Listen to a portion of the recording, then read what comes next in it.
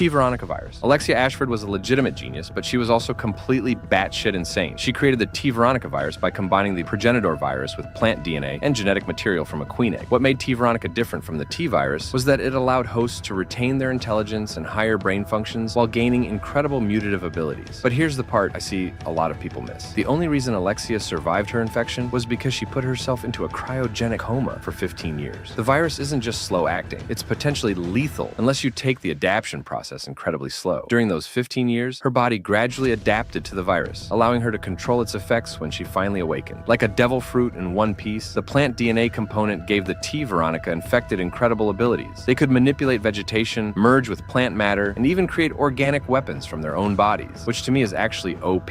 Alexia could transform at will, sprouting wings, shooting projectiles, and commanding other infected creatures. Interestingly enough, the virus behaved differently in different climates. In the frigid Antarctic environment, it spread slowly and had trouble taking hold. But in South America's warmer climate, T-Veronica reached enormous proportions and threatened entire ecosystems. Temperature played a huge role in how effective the virus could be. The G virus. Dr. William Birkin's G virus represents one of the most horrifying concepts in the series: unlimited, uncontrolled evolution. Unlike other viruses that created relatively stable mutations, the G virus treated its host as raw material for continuous biological experimentation. Infected individuals would constantly evolve, growing new limbs, organs, and body parts in response to damage or environmental pressures. Like yikes. The G virus also had this twisted reproductive fetish. It compelled hosts to seek out genetically compatible targets and implant embryos into them, creating a nightmare cycle of infection and birth. These weren't normal reproductive processes. We're talking about chest-bursting horror movies, like straight out of Aliens, where new G creatures would literally tear their way out of their host. When Birkin himself got mortally wounded and injected himself with his own creation, because that's how it always happens, he became the ultimate demonstration of the virus's power. Each time players encountered G. Birkin in Resident Evil 2, he had undergone further mutations, becoming larger, more powerful, and more alien. The virus essentially turned him into a living laboratory, where evolution happened in real time and over days, not decades. T-Phobos Virus. The T-Phobos Virus from Revelations 2. This was Alex Wesker's masterpiece, and it's absolutely diabolical. The virus was designed to remain completely dormant in infected hosts until they experienced intense fear, at which point it would activate and begin the mutation process. The T-Phobos virus is a retrovirus descended from the Progenitor Virus, developed to create a superhump with no negative side effects. Alex Wesker was trying to find the perfect vessel for her mind transfer experiments, and T-Phobos was her screening method. The virus could distinguish between different emotional responses, specifically targeting fear while ignoring other strong emotions like anger or excitement. The virus created a feedback loop where the natural fear response to danger actually creates more danger. When someone gets scared, they mutate into something that scares other people, potentially triggering their infections too. It's psychological warfare at its most cruel. People who could control their fear might remain unaffected indefinitely, while those who panic would transform into creatures called afflicted. These weren't your typical zombies. They were more like degenerated humans who retained some intelligence but had lost most of their humanity. The virus also affected people differently based on gender, with male hosts becoming afflicted and female hosts typically dying from the infection. Alex herself fell victim to her own creation when she felt a moment of fear and doubt upon her planned suicide. Instead of dying cleanly, the T-Phobos virus activated and transformed her into a massive, grotesque creature that retained her intelligence, but twisted her body into something truly horrifying: the Progenitor Virus. The Progenitor Virus showed up in Resident Evil Code Veronica, where Alexia Ashford writes about the Mother Virus, discovered by Spencer in her research files. Then, we get more information in the Resident Evil 1 remake, then Resident Evil 0, and only after all that did Resident Evil 5 give us the full backstory. The Progenitor Virus is this ancient pathogen that's been floating around in various organisms for thousands of years, mostly as inactive junk DNA. But here's the fine print. It's not actually the sun and trippy flowers themselves. The virus is this ancient supervirus that just happens to be triggered into an active state by the very specific environmental conditions around those particular flowers in that exact location in West Africa. Spencer, along with James Marcus and Edward Ashford, discovered the virus on December 4th, 1967, and each of them had their own vision for what to do with it. Spencer was obsessed with creating a master race of superhumans who could rule the world, basically his own twisted version of cracked Captain America's running around. Marcus was all about the bioweapons applications, especially after he got obsessed with using leeches in his experiments. Ashford was into the genetic engineering side, but honestly, him and Marcus couldn't work together to save their lives because of their egos. The thing about the Progenitor Virus is that it's incredibly selective about hosts. Most organisms that get exposed to it basically get cooked in the worst way possible and just die horribly. But the rare few that could successfully bond with it undergo incredible transformations. This selectivity is what made it so valuable and dangerous. You never knew if it would create a super hump or just kill someone outright. The T-Virus. The T-Virus is where everything really goes to hell, and it's all thanks to Dr. James Marcus and his weird obsession with leeches. Marcus created the T-Virus by combining the Progenitor Virus with leech DNA, which is why T-Virus creatures have always been vulnerable to fire throughout the series. The virus basically attacks the central nervous system, kills the host within hours, then reanimates the dead tissue into what we know as zombies. But here's what makes the T-Virus hit different. It's incredibly adaptable. In humans, you get shambling zombies with that overwhelming drive to grub on flesh. In dogs, you get those nightmare-fueled Cerberus-type creatures. Crows become these infected flying virus spreaders that can cover huge distances. Even plants get affected, creating massive carnivorous monsters like Plant 42 from the first game. The T-Virus also enabled the creation of more sophisticated bioorganic weapons, like the Tyrant series. Here's something that doesn't get talked about enough. Those bows like Mr. X and Nemesis wear special suits to keep their T-Virus mutations in check. When those suits get damaged or destroyed, that's when Knocker really gets out of hand. Remember when Mr. X transforms into Super Tyrant in Leon's story? That's his suit failing and the virus causing uncontrollable mutations. Same thing happens with Nemesis. His various forms throughout Resident Evil 3 are the result of his suit getting progressively more damaged. The virus spreads through practically whatever. Everything's invited to the cookout. Air, water, direct contact, infected animals, making containment nearly impossible once an outbreak starts. That's exactly what happens in Raccoon City, where a single leak led to the complete annihilation of an entire metropolitan area. There's also this lesser-known strain called the Mind Virus that was used to mess with the STARS team, affecting their memories and perceptions. It shows just how versatile the T-Virus could be when used for psychological warfare instead of just creating monsters. T-Virus leeches. Marcus developed a unique strain of the T-Virus that specifically targeted leeches, creating these horrifying mutations that could work together as a collective organism. The virus allowed the leeches to form larger creatures, even mimicking human forms when needed. I don't even know how you land on this, but Marcus was absolutely fascinated by the idea of a hive mind organism, and leeches of all things were perfect for his experiments because they already survive in harsh conditions and had this natural tendency to swarm together. His research facility became this nightmarish laboratory where he would expose captured leeches to different T-virus variants, watching them mutate and develop new collective behaviors. The infected leeches could coordinate attacks, share information through some kind of biological communication system, and even sacrifice individual members for the good of the colony, basically turning them into a living bioweapon army. Reminds me of like a bunch of evil ants doing the most for the queen. What made this disturbing was that Marcus himself eventually became part of this leech collective after his death. The leeches reformed him, creating a pseudo-Marcus that retained his memories and personality, but was actually just a colony of infected leeches working together. When Spencer had Marcus assassinated in 1988, the leeches that had been feeding on his research and body managed to absorb his consciousness somehow, probably through the T-virus's ability to preserve neuropatterns in dead tissue. This leeched Marcus hybrid could perfectly mimic his appearance and mannerisms, making it nearly impossible to tell that the real Marcus was dead. The creature even retained Marcus's scientific knowledge and his burning desire for revenge against Spencer and Umbrella, which is what drove the events of Resident Evil 0 10 years later. It's one of the most unsettling concepts in the entire series because it raises questions about what consciousness really is and whether death is truly final in a world where viruses can preserve and reconstruct personalities. T-Abyss Virus. The T-Abyss Virus was Umbrella's answer to creating bioweapons for aquatic environments, and it was developed aboard the research vessel Queen Zenobia. This specialized variant could trigger rapid mutations in marine life, creating sea creatures that were faster, more aggressive, and more dangerous than anything nature ever produced. What made T-Abyss so damn effective was its ability to create hybrid organisms that combined traits from multiple species. You'd get creatures that had the speed of a shark, the attacks of an electric eel, and the armor plating of a deep-sea crustacean, all in one nightmare package. The very nature of underwater environments meant these creatures could attack from any angle, making them incredibly difficult to combat. With the shockingly low amount of information we already have about the deep sea and all the creatures chilling we have no idea about, this for me is some of the scariest blank I would never want to see. The signature monster of this virus was the Scar Megleon, a massive mutated fish encountered in Resident Evil Revelations that perfectly demonstrated the virus's power to transform ordinary marine life into aquatic nightmares. This grotesque creature showcased how T-Abyss could create entirely new forms of terror adapted specifically for underwater combat. The aquatic environment also provided unique advantages for virus transmissions. Water served as both a spreading medium and a protective element, allowing infected creatures to remain hidden beneath the surface while the virus spread to new hosts. Mother Miranda and the Megamycete. Miranda is this insane sane and brilliant scientist who lost her daughter Eva to the Spanish flu. Understandably, she's devastated, and one day is wandering around this cave system near her village and stumbles into this fungal organism called the Mega. Now, this thing is incredibly ancient. We're talking centuries old at minimum, and it's basically a living memory bank that operates like a hive mind. The Mega can store the consciousness and memories of anyone it absorbs, which is exactly what Miranda needed to hear. She realized she could potentially bring her daughter back by finding the right vessel and using the mold's power to recreate Eva's personality. Miranda starts experimenting with the mold, developing what would be known as the mold strain, and creating these parasitic organisms called Kadao that she could use to infect the villagers in her remote European settlement. Through years of trial and error, she manages to create successful test subjects who retained their intelligence and gained incredible abilities. These became the four lords we encounter in Resident Evil Village: Lady Dimitrescu and her vampiric daughters, the fish says Salvatore Maro, the metal-manipulating Carl Eisenberg, and Donna Bento all owe their powers to Miranda's cutout experiments. The less successful subjects became lichen-type creatures that roamed the village, while the complete failures just died horribly. Miranda essentially turned herself into the ruler of this isolated community, positioning herself as a religious figure they called Mother Miranda, while secretly conducting her twisted resurrection experiments. Miranda wasn't working alone. She had a student, a young researcher named Oswell Spencer, who was fascinated by her work and her vision of creating superior beings through biological manipulation. Spencer learned everything he could from Miranda about genetic enhancement and the potential for creating a master race, but he ultimately decided to pursue a different path, using viruses instead of fungus. Miranda actually let him take samples of the mold to experiment with, which you can find out more about in those documents at the end of Village when you're playing as Chris. Miranda's influence on Spencer was so profound that she essentially became the godmother of the entire Umbrella Corporation, making her the true catalyst behind every break, every monster, and every tragedy that followed throughout the series to present day. The Megamycete's influence stretches way beyond just Village, though. It's what created Evelyn in Resident Evil 7, and it's what's affecting the Winters family throughout both games. The mold can regenerate lost limbs, store memories, and even bring back people from the dead, in a sense. Uroboros Virus. Albert Wesker's Uroboros Virus was derived from the original Progenitor Virus, but it was designed with a specific goal in mind: to create what Wesker considered the next step in human evolution. This wasn't just a bioweapon. It was Wesker's tool for remaking the world in his image. The virus was extremely selective, causing fatal mutations in most hosts, unless they possessed specific genetic markers or antibodies. This selectivity was completely intentional. Wesker believed that only those with superior genetic traits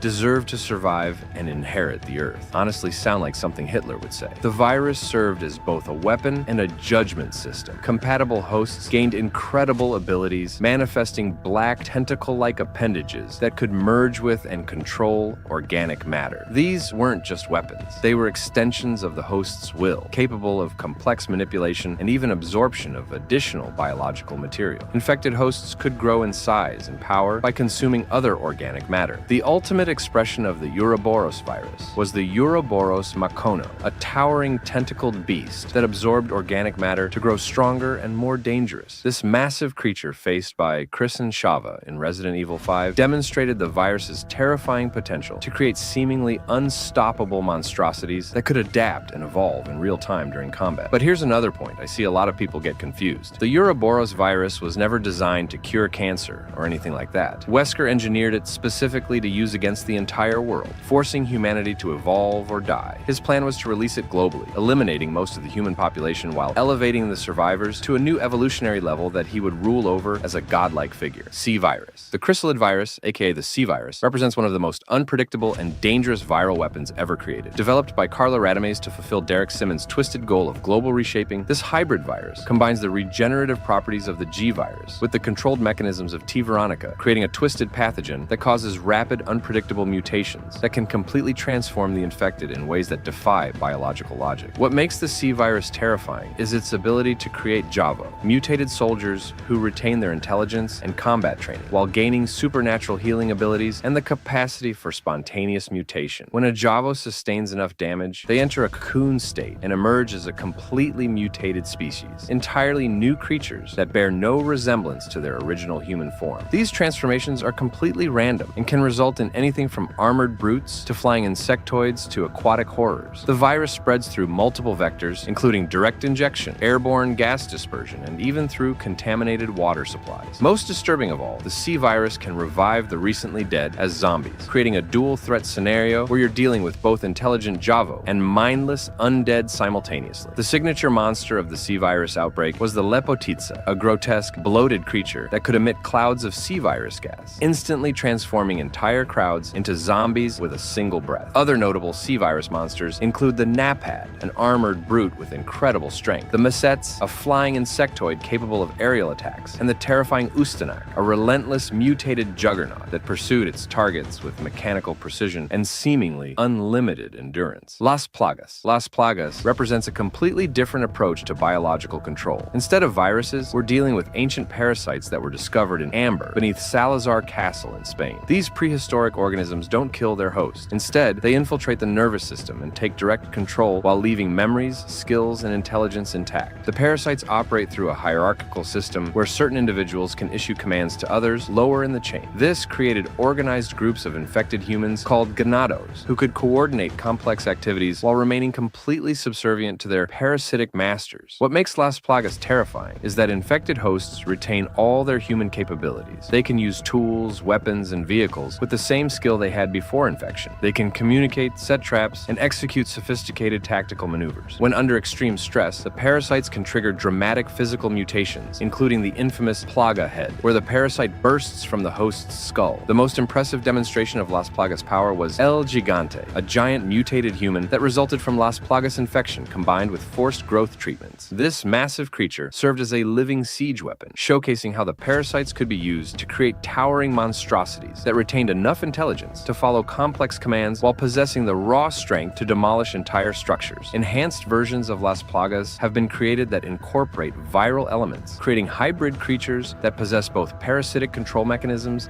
and viral mutation capabilities. This blurring of lines between different biological agents shows how advanced bioweapon research has truly become. Nemesis Parasite. The NE-alpha parasite, better known as the Nemesis Parasite, was designed to enhance existing bioorganic weapons with superior intelligence and relentless hunting instincts. Instead of creating new creatures from scratch, it was meant to upgrade already dangerous BOWs into perfect predators. When implanted into a specially prepared tyrant host, the parasite created the infamous Nemesis types, a relentless pursuer that could wield weapons, adapt to combat situations, and mutate further when damaged. Unlike standard tyrants that operated on simple programming, this enhanced creature could analyze target behavior patterns, predict movements, and develop counter strategies in real time. What made Nemesis so dangerous was its ability to infect others with a supercharged T-virus variant, turning its victims into additional bioweapons under its control. The parasite granted remarkable resilience and regenerative capabilities, allowing Nemesis to survive massive damage and continue functioning. It could even incorporate weapons or environmental elements into its own body to become more effective, making it one of the most persistent and dangerous enemies in the franchise.